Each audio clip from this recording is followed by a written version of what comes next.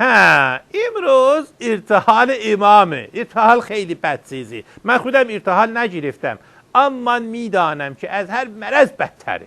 امام خودش ارتحال گرفت دیگر. من خودم در حوزه با افراد مختلف بحث علمی میزدم، مخصوصا با آقای اون خاتمه اون یک چپر جامش احمق خاتمه، با اون بحث علمی میزده. من به او میگفتم که بگو چه مطالعه میکنی تا بگویم تو چی هستی. شما جایگاه مطالعه تماشا کن. رو بر روی هم میستادم. اون میگفت چه مطالعه میکنی، من میگفتم تو چی هستی. اون دوباره میگفت چه مطالعه میکنی، من میگفتم تو چی هستی. همینطوری بازی میکردیم.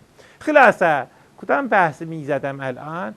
اون روز چی ارتحال شده یادم هست. از نماز جمعه آمده بوده، گفتنده که زود بیا تهران، با هواپیمان سوار شدم. همان اول از اون مهمان پرست مهماندار اون که نوشابه میفروشی توی هواپیما، اونم پرسیدم که چقدر راه تا تهران؟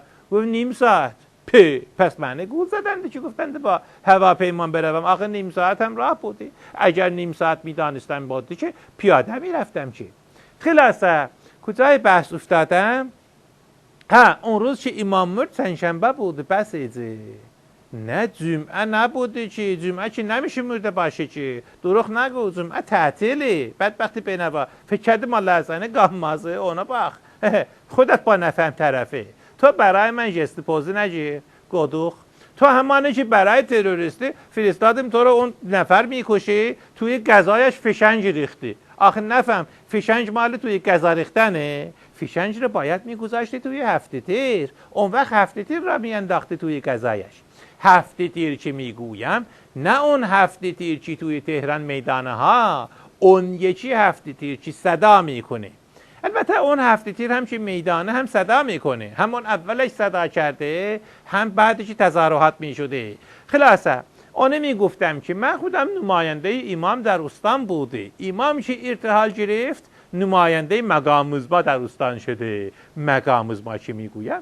نه این مقام مزمای بینوای بدبختی که الان میبینی ها، اون مقام مزما که اون روزها برای خودش توی نظام آدم حساب میکردند، حرفش گوش میکردند. خلاصه الان که توی سر کله او خورده، توی سر کله ما هم فشار آمده که صحبتش باشد برای مراسم مناسبت ارتحال بعدی. خیلی ممنون که به عرایزم تحمل کردید. موفق باشه.